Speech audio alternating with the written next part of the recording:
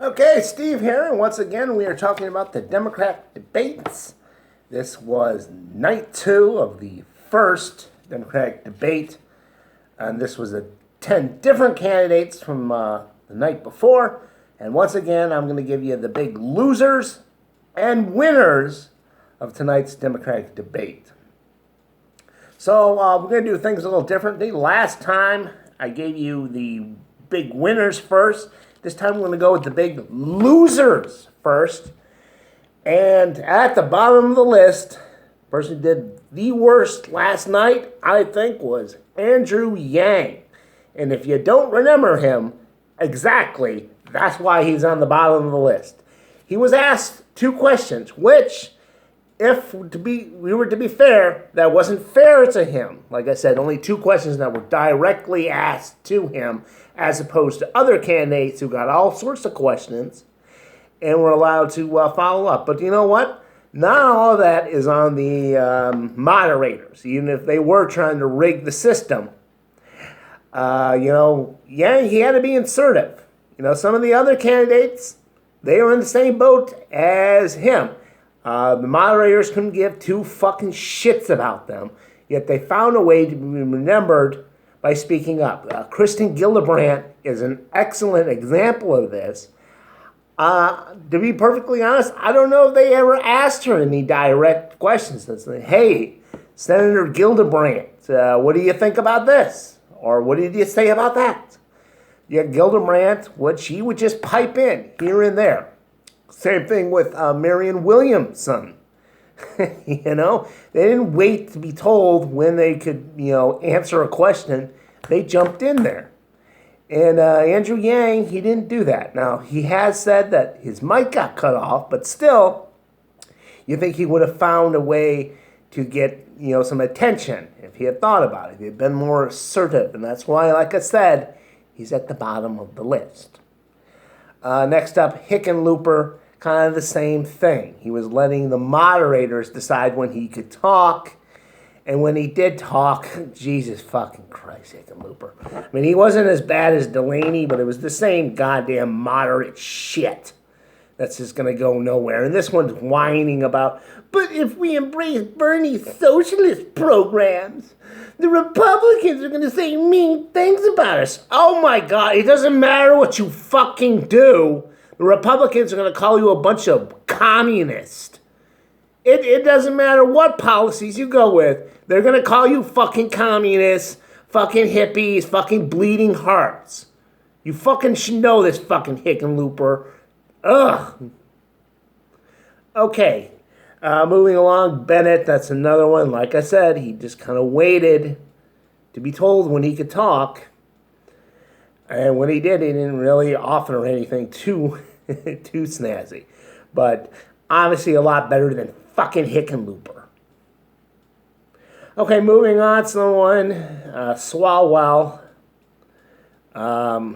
His biggest push for the night is the past needs to be torched.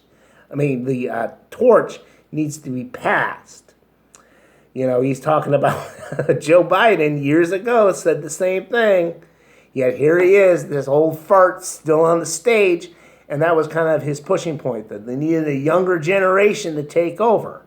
Except, Swalwell, he's not the only spring chicken on the fucking stage. Buttigieg is the same fucking age as him, 38, and there are some other younger candidates. I think Tulsi Gabbard's in her early 40s.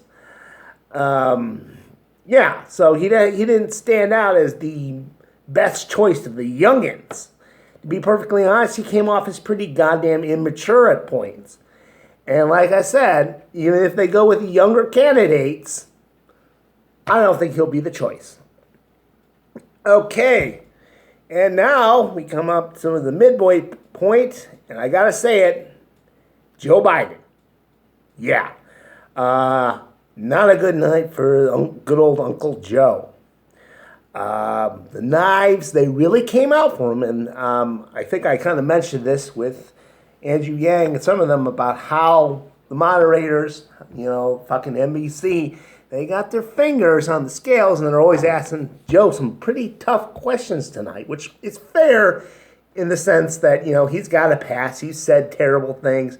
He's tried to go through, he voted the wrong way on this and that.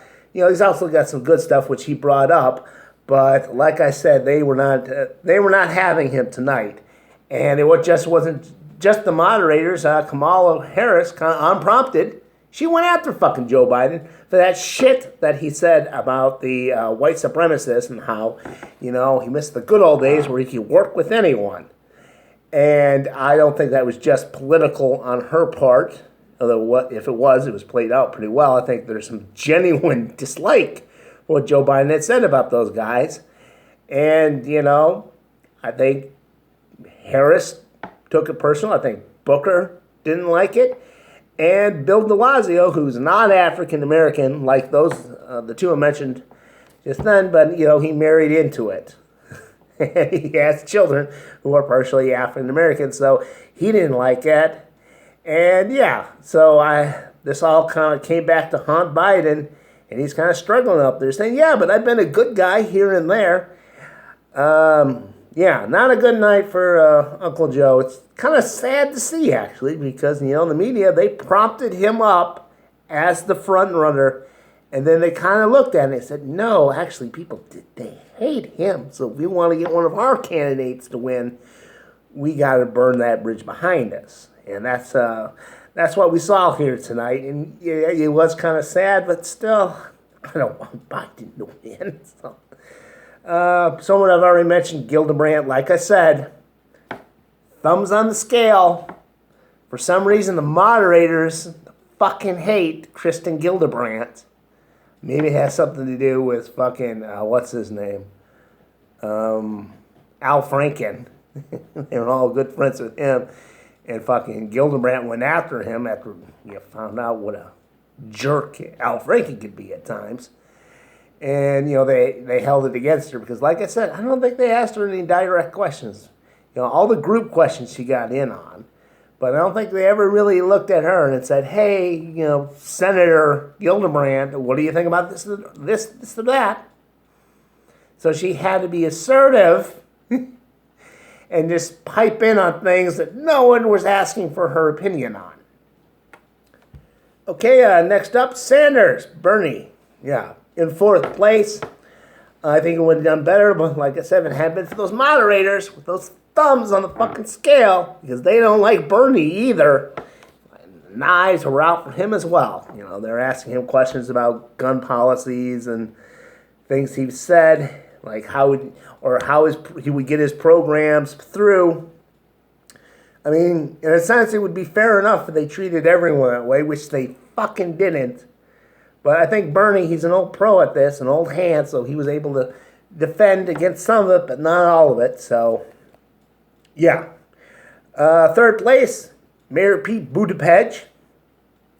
Once again, most of that's because of the thumbs on the scale. But at the same time, they threw him a lot of footballs. He was able to catch them. Very elegant guy. But you want to talk about knives, the fucking Eric Swalwell, that little shit, really hit him up the side when they were talking about there was a death in South Bend. That's what he's the mayor of.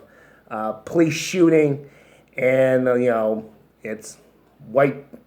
I believe it's a white police officer, black suspect who was shot and killed. So a lot of Black Lives Matter sort of deal is going on in South Bend, and then this fucking pissant Swalwell's asking him questions. Was like, how come you didn't fire your police chief already? And Buttigieg, he didn't answer to that. He should have said something like, shut up, you fucking junior mint fucking amateur. To the Swalwell. Because Swalwell, like I said, well, if you had a policy and your officer didn't have his camera on, well, then you should fire the police chief. Like then and there. And, I don't know Swalwell's background. I think he might have said he was a city councilman, but I don't think he's ever been a mayor, so I don't... he just, like I said, that's Swalwell, but Buttigieg himself did not come off good on that exchange. Okay, number 2, Kamala Harris.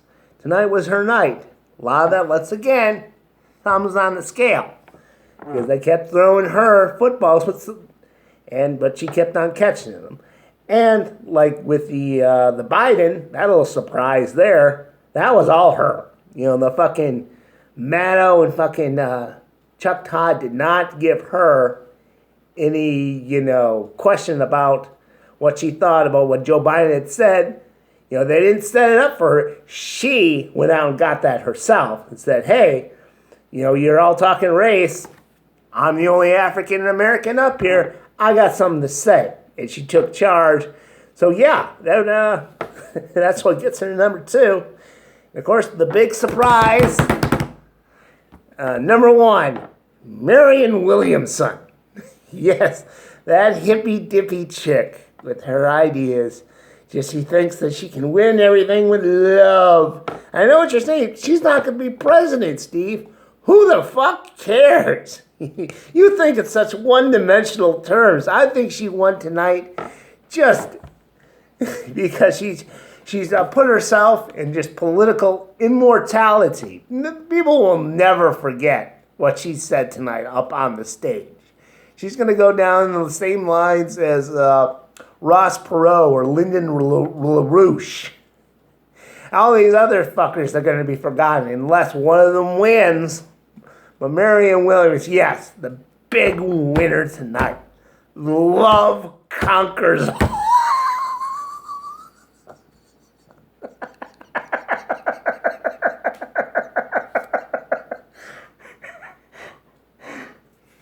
Love conquers all.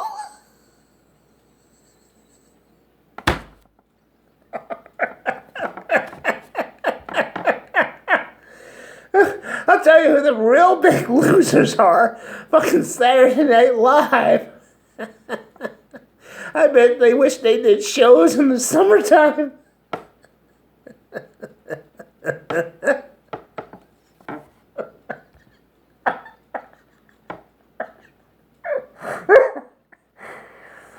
Join us next time for the next Democratic debate, and when I give you my thoughts on that.